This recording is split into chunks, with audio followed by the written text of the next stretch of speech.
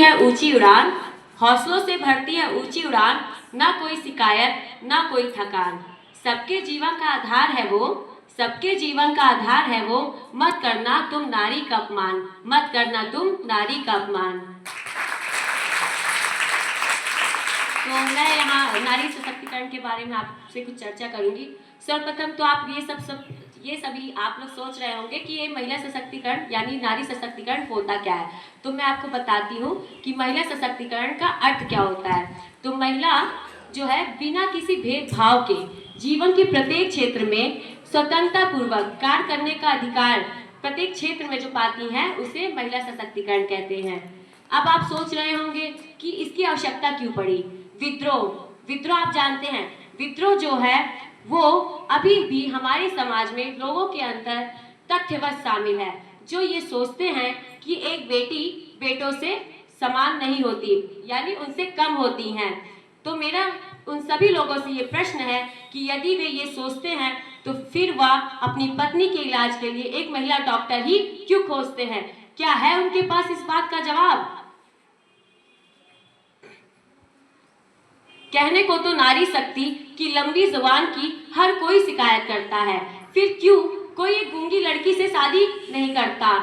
आप लोग सभी फेसबुक के बारे में जानते होंगे। फेसबुक के सीईओ मार्क जुकरबर्ग, जिन्होंने अपनी बेटी पैदा होने पर अपने संपत्ति का 99% भाग दान करने के लिए संकल्प लिया, और वही हमारे भारत में एक पिता अपनी बेटी के लिए दहेज इकट्ठा करने की चिंता में घड़ी पहनना छोड़ देता है और हम कहते हैं हमारा देश बहुत तरक्की कर रहा है। वाह रे वाह, क्या अजीब रिवाज है हमारे देश का।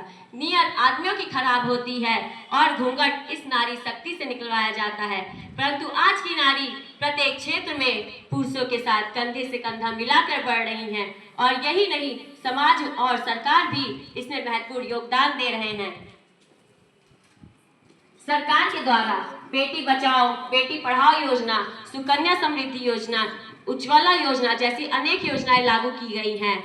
और मैं नारी के सम्मान के लिए और कुछ पंक्ति कहना चाहूंगी, कुछ लाइनें। वो नारी ही है जिसकी वजह से सारा संसार गतिमान है, नारी है तो माँ का आंचल है, नारी है तो पुरुष के सुख दुख में निस्वार्थ भाव के साथ निभाने वाला साथी है, नारी है तो भाई के कलाई पर सजी हुई राखी है, रानी लक्ष्मीबाई बनकर अपने हक के लिए लड़ती है नारी, मदर टेरेसा बनकर दीन दुखियों का दर्द बांटती है नारी। नारी वास्तव में भगवान की यानी ईश्वर की बनाई गई सबसे अद्भुत रचना है।